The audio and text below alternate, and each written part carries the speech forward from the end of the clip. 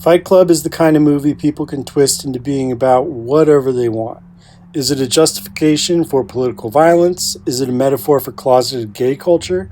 One thing it is, unquestionably, is a depiction of mental illness, and that aspect of the movie is what I'm going to talk about today.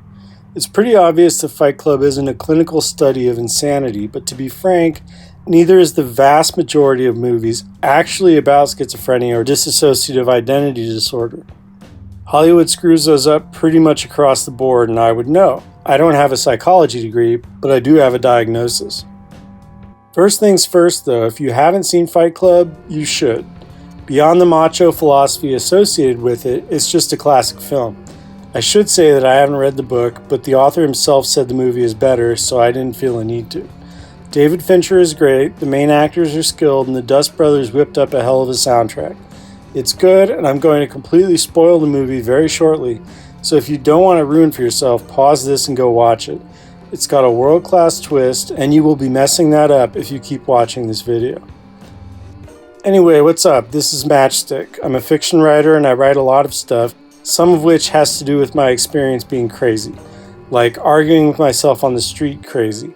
I went nuts taking a large amount of hallucinogens when I was in my early teens, was untreated for a hellish 5 years, and at this point I've been on meds for like 15 years, and I've been pretty stable for the past 6 years. Quick PSA for the kids, be careful with drugs. They're fun, but all it takes is a few mistakes and you're recovering for the entire rest of your life. I'm not going to go into much more than that because this video is about Fight Club and not my issues. I will say that Fight Club being such a flawed take on insanity is part of why I can even actually talk about it. I had to walk out of Black Swan and have gotten PTSD from other movies. Okay, I'm about to get into spoiler territory, so if you haven't seen Fight Club, it's going to be ruined shortly. So, Fight Club is about a guy that makes up an alternate personality, then slowly loses control over his life to that personality. The bombings and fighting and support group stuff are, again, not what I'm going to be talking about. First off, let's get into what Fight Club gets wrong about insanity. For one thing, this situation sounds like something that could happen with more or less anyone. You intentionally make a small shift in your behavior until that becomes who you are. You might lie about one thing and have that lie take over your life, for example. No insanity needed. Also, switching between two sides of yourself can happen if your blood pressure switches up or you haven't eaten enough. There's no insanity needed there either. I think my biggest beef with Fight Club's take on Tyler Durden's two personalities is that the film tries to have it both ways. Brad Pitt's character is both an imaginary friend and an alternate identity. I don't have DID, as far as I'm aware almost no one does statistically, but I did hear a voice. I'm pretty sure it couldn't have taken over my body, I just talked to it.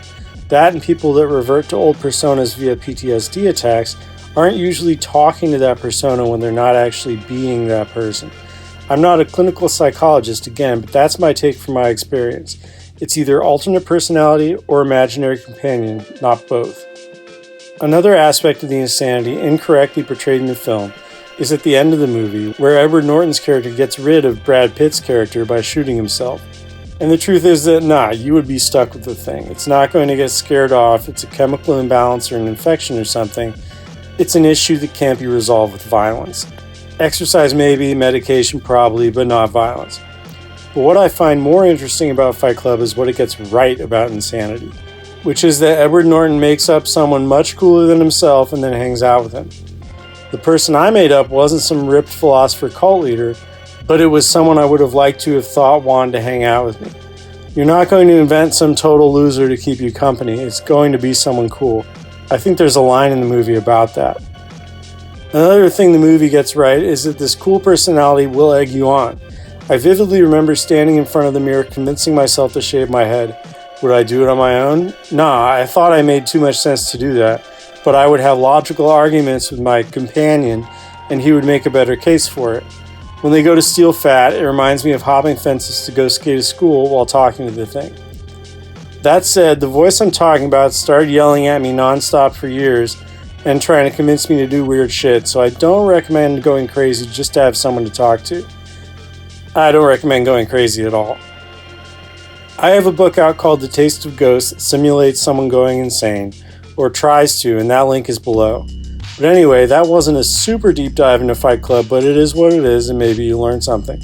But bottom line, I can't see how people don't think the movie is anything but a metaphor for gay culture. Change the name to Sex Club and change the fights to orgies and it's obvious. Anyway, like, subscribe, and watch more stuff. You know the deal and where the buttons are. Later on.